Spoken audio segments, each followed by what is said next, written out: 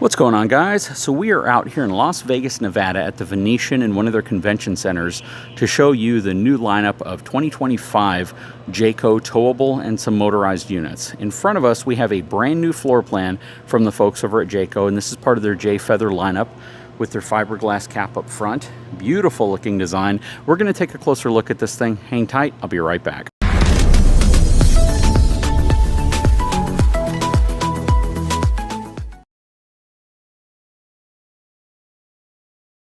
Okay, let's take a look at the numbers on this unit first. It's going to have a gross vehicle weight rating of 8,500 pounds. It's going to ride on twin 4,400 pound axles, and it's going to have a cargo carrying capacity of 1,340 pounds. Now, you have to remember that the way Jayco puts their label on here is different than some other brands. They actually factor in full propane cans and I believe even your battery. So they take that into account whenever they give you your remaining cargo capacity, which I can really appreciate. This is going to ride on 15-inch E-rated Goodyear Endurance tires as well. From a towability perspective, I would say you really want a 3/4 ton truck to tow this. I wouldn't put this behind a 1/2 ton truck. There may be some 1/2 ton trucks that can handle this, but whenever everything is said and done with the amount of weight that you'll transfer to the back of your truck and what you're going to be towing, the size, the width, the height, it's much safer to put it behind a modern 3/4 ton truck. You know what, let's hop inside this thing and see what the interior is all about. Then we'll come back out to the outside and take a look at it. Power front tongue jack, spot for twin 20-pound propane cans. This is going to be your storage. This is a new bunkhouse model. Has campside bath with entry door. Open kitchen layout. And this is going to be the J Feather 29 BHB. And again, this is a new floor plan from Jayco. All right, stepping up the Lippert solid steps. All right, stepping inside. I love the lighter color tones. What do you guys think? Jayco's been doing a great job over the last 5 years, really mixing up color tones, putting contrasting tones, darker tones in some areas, lighter tones, dark trimming. I really think it looks great, especially how it mixes everything up and it gives you this light, neutral, dark kind of feel throughout the RV. You have a good amount of countertop space here. It's a little bit deeper than what I typically see in the kitchen area. This is a thermofoil countertop. Has a nice high gloss finish to it. Undermount stainless steel sink. Has a standard faucet. It doesn't have a pull-out sprayer. Got all your drawers here. These use compression clips. They're not magnetically held, I don't believe. If they are, I'm going to have to find the magnet. Actually, they are magnetically held, but from the bottom. It's a different take on it. And then you have your magnetic holds here as well. You have your Envision 3-burner gas cooktop. You have some storage underneath. More Envision products. Vent hood, compact microwave. Good amount of storage space. You have an Envision 12-volt refrigerator here. Good amount of space up top. And then down in your freezer below. Again, good amount of space down there as well. All right. All right, you got a good amount of pantry space in here. It's actually a lot of pantry space, and it's super deep. Got some storage drawers right here that pull out really far. And that one's closed off, so that one's actually screwed in place. So they must be putting something back there, and that's more for a decorative cosmetic thing to cover it. Looking in the bathroom. Has a huge shower. I wasn't really expecting a shower to be that big in this type of floor plan, because typically they give you a pretty dang small shower, but that is actually a good size shower. I love this. You can put, you know, a couple rolled up towels up here, some more up top, your toilet paper up here maybe, spot to hang some towels, porcelain foot flush toilet, a nice undermount stainless steel basin sink, which is nice to see. A lot of even higher end RVs are putting plastic undermount sinks in. Thermofoil countertop, nice cornered medicine cabinet, and a very, very odd spot for a toilet paper holder. I would imagine it probably would have worked a little better right there. You got your bunks right here. Very good sized bunks, and this one obviously flips up because you have an access door on the back. A lot of storage in here.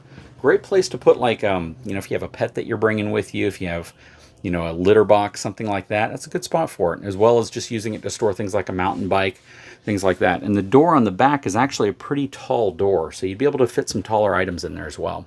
You have a nice curtain on a radius track up here, lets you close off the space. Little bag right there to hold stuff against the wall. And then you have your USB and some power ports up here as well. And they do that for both of your bunks. Plus a window for each bunk as well. Now, this right here is kind of confusing me. It looks like it's some type of a ladder. Check that out.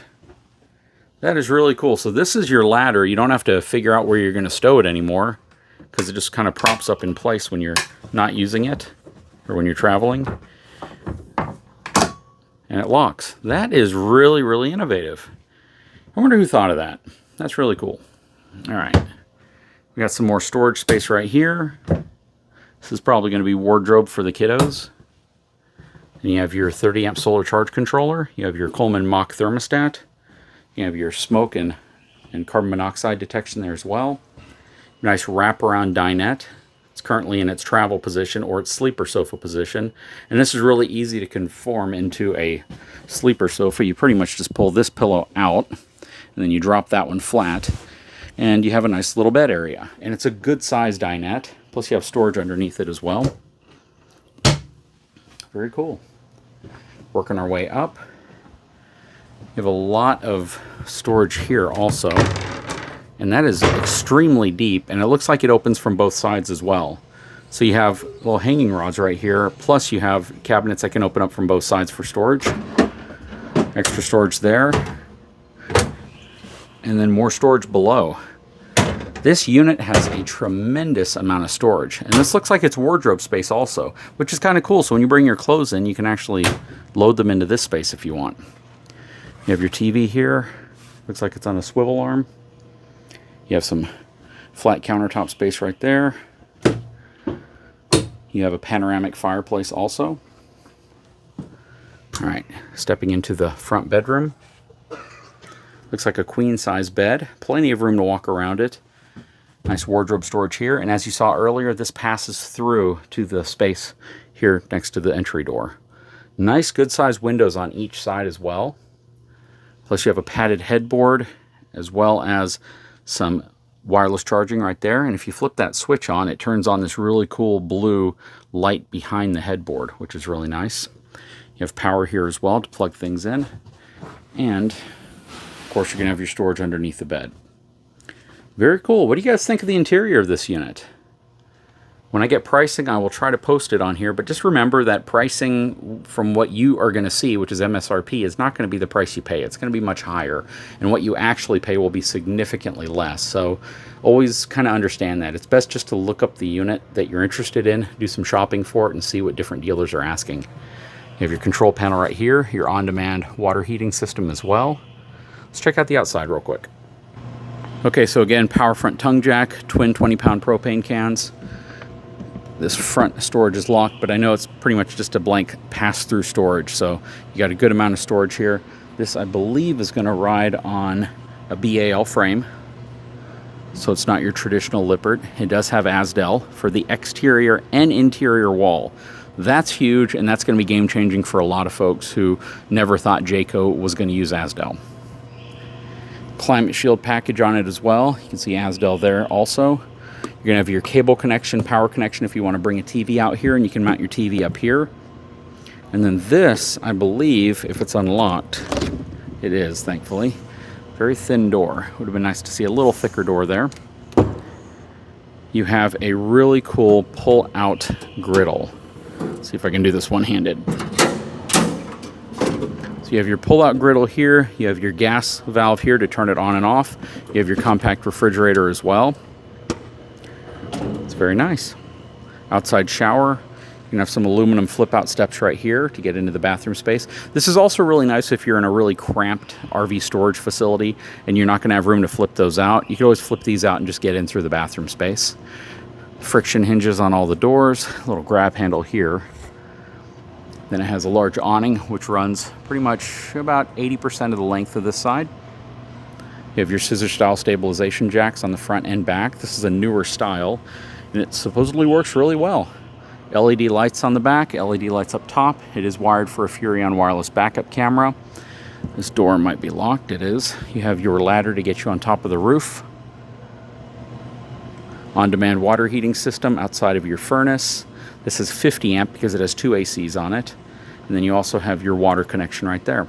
And then you'll have some storage access here underneath your dinette, which is really nice. Really cool. What do you guys think of this unit? It's a pretty dang cool floor plan, especially for your traditional rear bunkhouse unit. You can see on this side that pass-through storage as well as your power disconnect right here. It is prepped for the side view cameras as well from Furrion. I'd love to know your opinion though. Please leave a comment below. Let me know your thoughts. If you haven't had a chance, please take a moment, subscribe to the channel, give me a thumbs up, and we'll talk to you again very soon.